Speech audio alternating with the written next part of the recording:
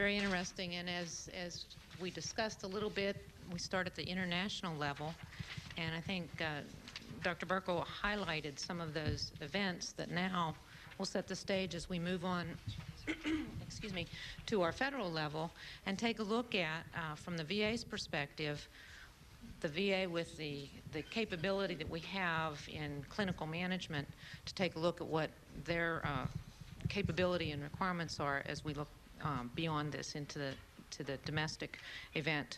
Our next speaker is Dr. Kristi Koenig. She's the director of the VA's Emergency Management Strategic Healthcare Group. She's also principal advisor excuse me, principal advisor on emergency management and disaster medicine within the VA. She is also currently a clinical professor of emergency management at George Washington University. Dr. Koenig. Thank you very much.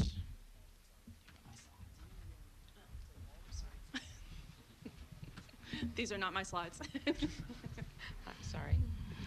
I appreciate the opportunity to speak to you this morning about the role of the Department of Veterans Affairs. And most people think, VA, what do you have to do with emergency management or disasters or anything having to do with smallpox? So I'm going to give you a very quick overview because I'd like to have time for an interactive discussion at the end about what the role of the Department of Veterans Affairs might be in emergency management, and specifically a few examples of what we might do in this particular scenario where we've had a smallpox attack.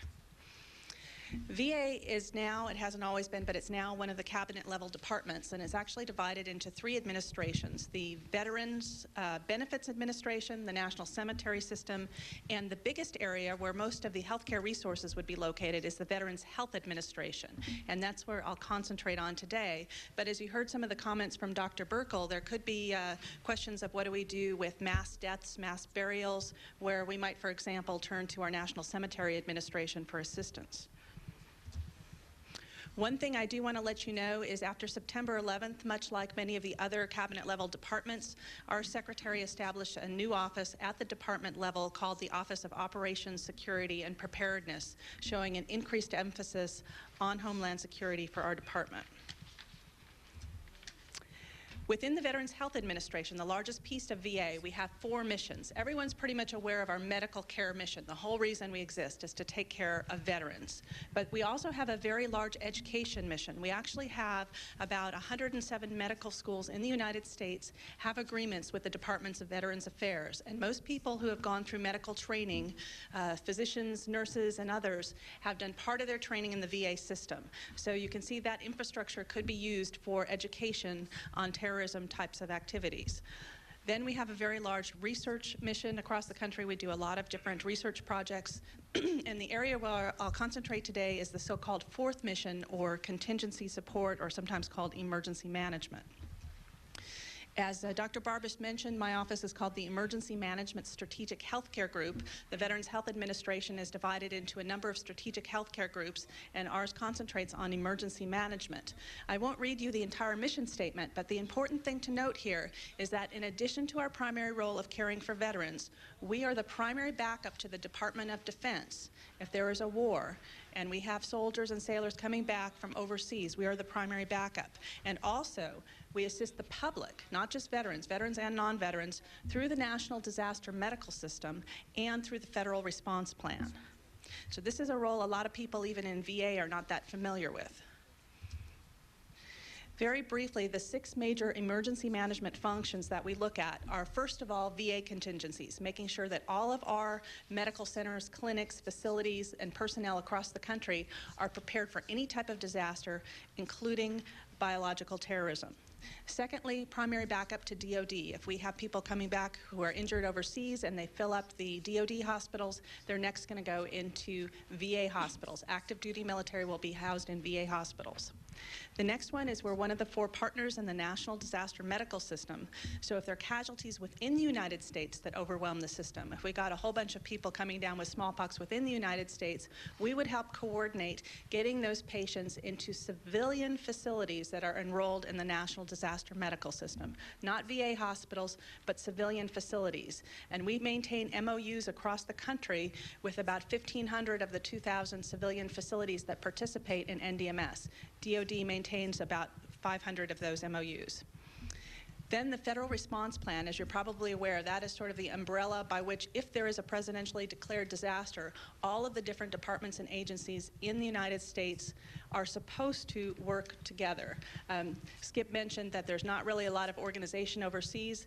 The FRP, the Federal Response Plan, is how things are organized in the states.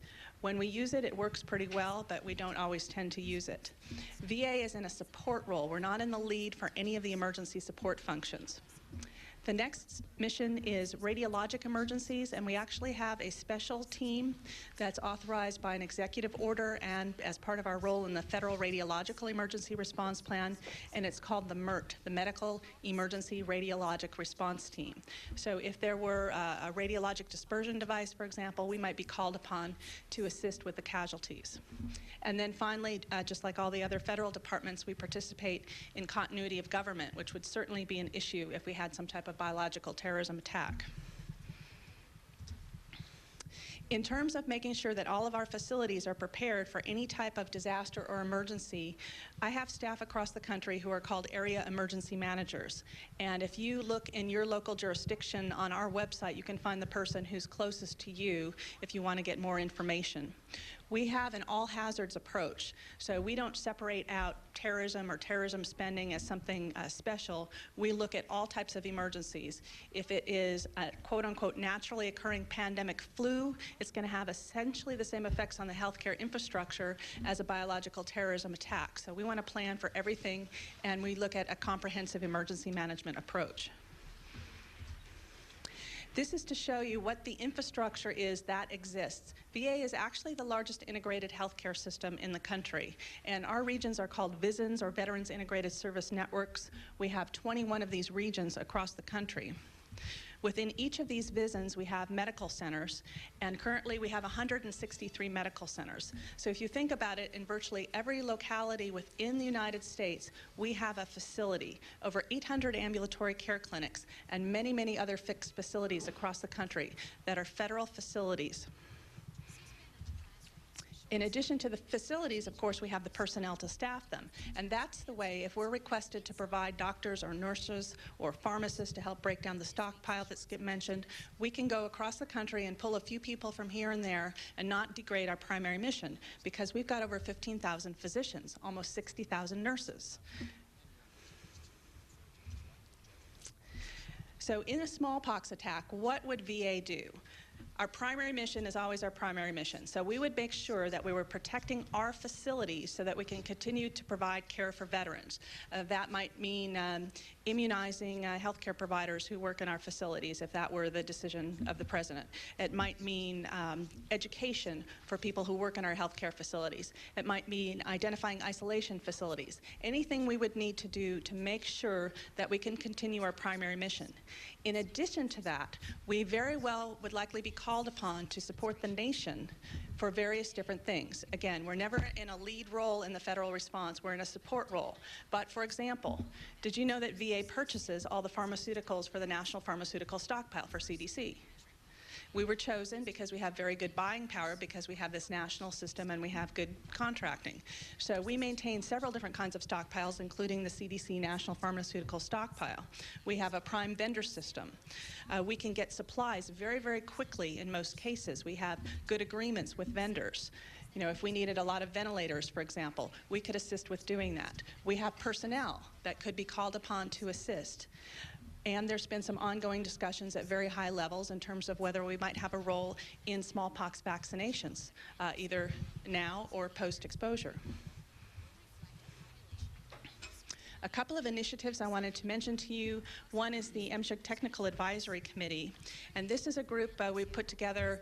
I divide everything into pre and post September 11th, but well before September 11th. It was actually first met in the summer of 2000. And we put together experts from across the government who had expertise in weapons of mass destruction. And we specifically focused on how can we prepare all of our facilities across the country for any type of weapons of mass destruction event. This turned out to be such a monumental task that we divided into a number of different task forces, and two of them I'll just mention that are relevant to this scenario are the surveillance task force. How can we detect early that something has occurred, that an event has occurred? We've got this infrastructure across the country. Maybe we could assist by detecting things, surveilling for things. The other, which is actually chaired by Dr. Barbish, is the quarantine task force. And we had some special questions. You know, we're federal facilities in the local community. What kind of authorities are there when we're federal but we're in local jurisdictions and so forth? So we've been actually examining these issues for quite some time. The other initiative I wanted to mention to you is something called the Emergency Management Academy. Now, there's a lot of training out there for first responders and people who are not healthcare facility based in weapons of mass destruction, but we wanted to focus on training people who are based at healthcare facilities in how to care for patients and how to manage systems involving weapons of mass destruction and any type of emergency they might encounter. So this is a virtual learning center, a system-wide standardized education. We have web-based training that's being developed right now.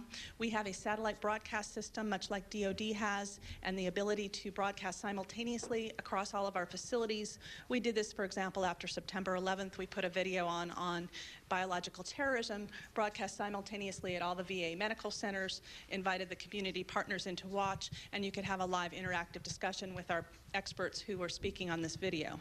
There's also a knowledge management site. If you try to go out there and compile the literature on emergency management, it's quite difficult because some is in the sociology literature, some's in the emergency medicine literature, some's in the emergency management literature. It's hard to just do a search and get this. So we've got actually quite a bit put together right now with the knowledge management portion of this. In summary, I wanted to make you aware that we do have a large integrated healthcare system, so there's an existing infrastructure that's out there with personnel, supplies, pharmaceuticals, and facilities that could be easily leveraged if we were appropriately resourced and authorized in a weapons of mass destruction type of event, including this smallpox scenario. First and foremost, we focus on caring for veterans, but we do have an existing role in the federal response plan, and I think of us as the federal presence in the local communities. If you want further information, I leave you just with our website, and again, you can find the area emergency manager who's closest to you if you'd like a local contact. Thank you very much.